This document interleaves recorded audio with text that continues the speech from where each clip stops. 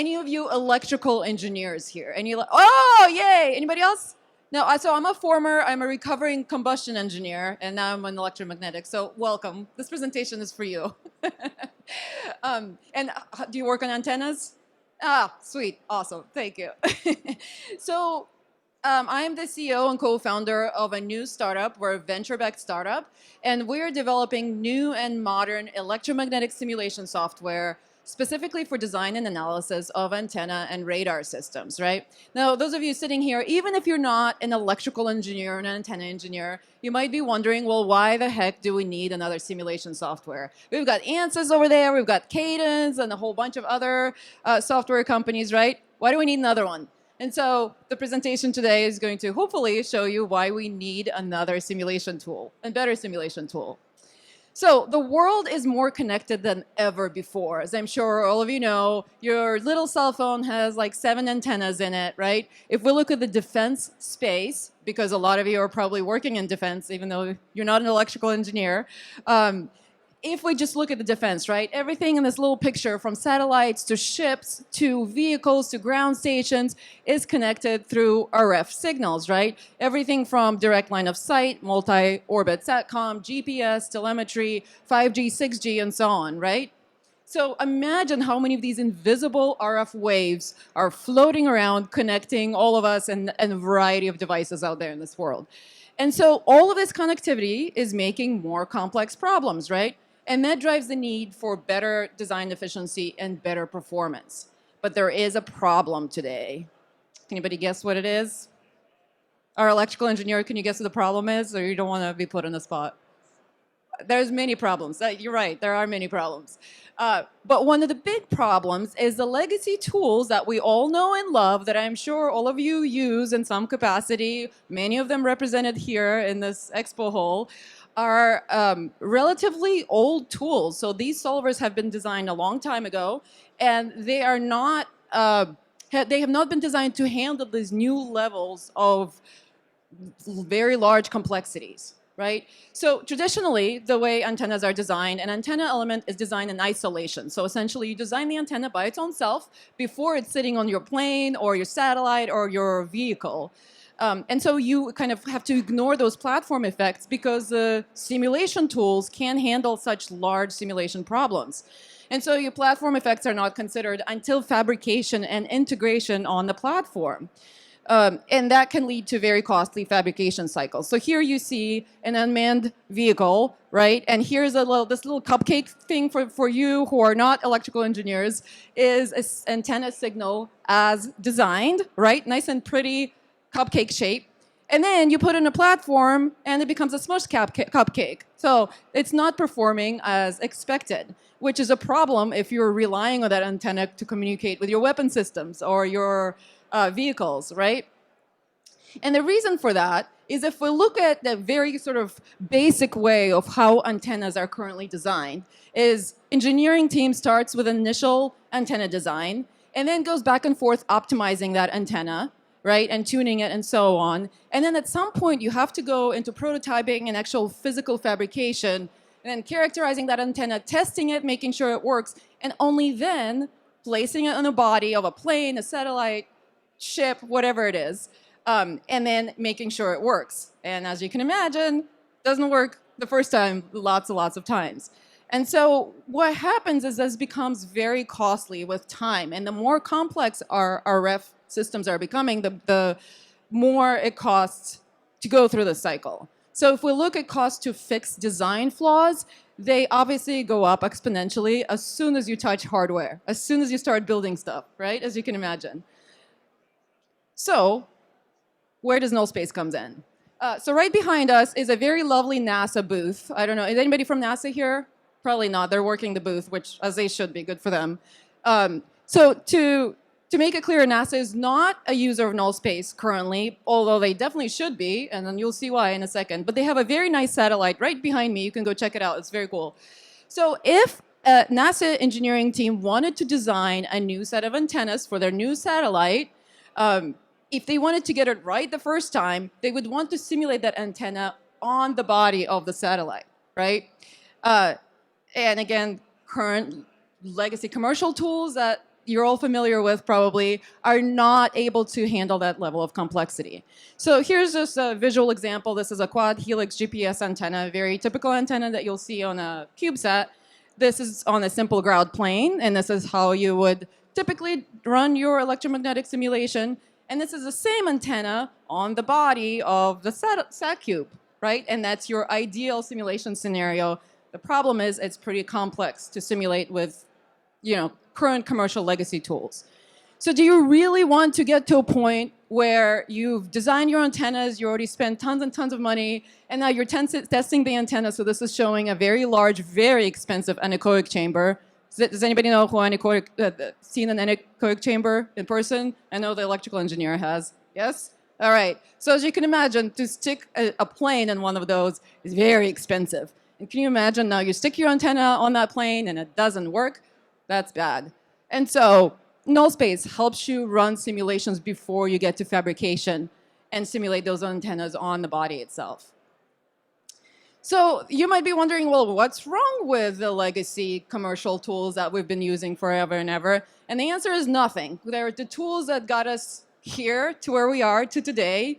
The problem is those solvers that are solving Maxwell's equations are relatively old. So they have been around for decades. And if you can imagine what computers looked like 30 or 40 years ago, can you imagine it? 40 years ago? Yeah, old computers. So that's what those solvers were designed to run on. And there's been a lot of development in computing power over the last 40 years, right? And so the problem is that these tools are struggling with new, modern, complex electromagnetic problems. They're too large for these solvers to scale and solve them. And so on-platform simulations very typically can take days, weeks, or months to run a single simulation. And then you have lack of solid optimization and uncertainty analysis on those tools, because again, if your single simulation is running for a month and you want to run an uncertainty analysis, that's a long time to wait for multiple runs, right? And of course, those of you who've ever used, I'm not going to call out names, but some of the tools that you see around today are familiar probably with the cost of licensing and how difficult it is to get a license and management of those licensing and so on. So Nullspace addresses all these problems. And that is why we feel that as a new modern electromagnetic simulation tool is needed. So let's look at some real world applications here. Before we dive into that, for our electrical engineers, if you're wondering what makes Nullspace different, we are a full fidelity, full wave 3D electromagnetic solver, meaning we're solving Maxwell's equations, we're not dropping accuracy, we're not using AI inside the solver. Oh, I know, I said not using AI. I'm probably the only one that's going to say that in this show. We could be driven by AI, but we are a full fidelity solver, which means we're just as accurate or more accurate than any of the other full wave tools. And we're basically a modern implementation of frequency domain method of moment solver. The reason why we can run faster simulations without dropping accuracy is because of a few things. We also have a proprietary compression algorithm that compresses the matrix on the fly as we're solving those Maxwell's equations. And we've got some other fancy things like high order basis functions and high order geometry representation, fast direct solver, multi-CPU and GPU acceleration, so we can use either one or both. And then we're powered by a pretty powerful Python API. So it's easy to plug in a variety of Python API-based tools like optimizers, right? And it's also, Python is a language of what? Does anybody know? Python is a language of AI. So it's also easy to plug in AI tools to drive Nullspace. Okay, so that's what makes our solvers different. And then, as I mentioned, we focus specifically on the areas where the problems are very big, but you still need full accuracy, full fidelity of your simulations in order to get results that are accurate enough for you. So we focus on antenna design and analysis. So if you need to simulate complex multi-band antennas, if you have multiple antennas on the body, like we were talking about, right, on a satellite or a spaceship or a car and so on, a vehicle, as well as radar design and analysis. So those of you in the defense space probably are familiar with RCS analysis, radar scattering problems, and so Nullspace is designed for simulating that as well. And the third box that you see here, the little weird little square that looks like Tetris, right? That's actually a generatively designed SATCOM antenna that was used. So AI optimization tool was plugged into Nullspace through the Python API, and that was completely designed by AI or AI optimization tool using Nullspace. That little design. So you can do cool things like generative design using Nullspace as well. And if you'd like to learn more, our booth is here as well, so you can come talk to us. But here's how much faster Nullspace is for these type of simulations and why it matters. So this is a comparison specifically for, this is not on the body antenna. That little square down there is a, right here, is a phased array antenna, used very often in aerospace applications or defense applications, right? In this case, this was not even on the body simulation. It was just a simulation of a phased array antenna, which is relatively complicated. A leading commercial electromagnetic software, and I'll give you a hint. I'm not going to call them out because I don't want them to feel bad, but they are not in this expo hall, okay? So think about electromagnetic tools that are not in this expo hall. This is a very typical simulation. A single simulation of a single beam steering angle took almost a week, 5 days to run. So you're sitting there, you're waiting for 5 days. Those of you, anybody does CFD here? CFD analysis? Okay, except people on my team.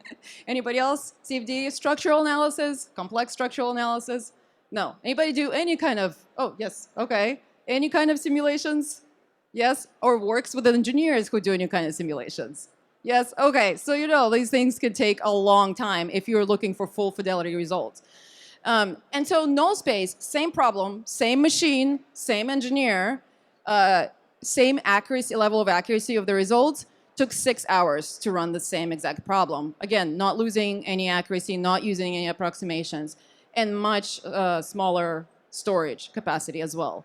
So imagine what you can do with all that freed up time where you used to wait for a week for your simulation results. Now you only have 6 hours and you've got your results, right? You can optimize your design. You can identify design issues early. You can run uncertainty analysis. You can cut your time to market. I'm sure you can use your imagination with all the things you can do with that freed up time. So if we go back to our little CubeSat, to that NASA satellite behind me, well, not that specific satellite, but they have an example of it. If we take a look at this quad helix, again, GPS antenna, Nullspace was used to optimize it directly on the CubeSat body for high accuracy results. And so what you see here is actually the first image is a meshing, CAD and meshing done in Nullspace. And then some of the simulation results, like surface currents and on-body antenna pattern as well. And just to conclude, Nullspace was not developed through some sort of an academic effort. It was actually, we came out of a defense contractor and we were developed in stealth for about 10 years until we spun out as a separate company that is venture-backed, as I mentioned. And so there were actual real things that were designed and built using Nullspace, and I just want to point some of them out to you because it's kind of cool. So the car that you see over here is not a defense application. That's actually a race car. There is a paint-embedded antenna on the roof of that car, so you can't even see it. That antenna was very complex to develop, and the customer wanted it so it wasn't visible. It's literally covered by paint, and it had to perform a certain way. That's an electrically large simulation, and Nullspace was used to simulate and design that antenna. And actually, my co-founder and CTO, who is standing right there and is trying to hide, but he's not because we're pointing him out, actually saw the car race. The car flipped upside down, skidded on the roof, and the antenna still worked. So, and I'm going to claim that it's the power of Nullspace.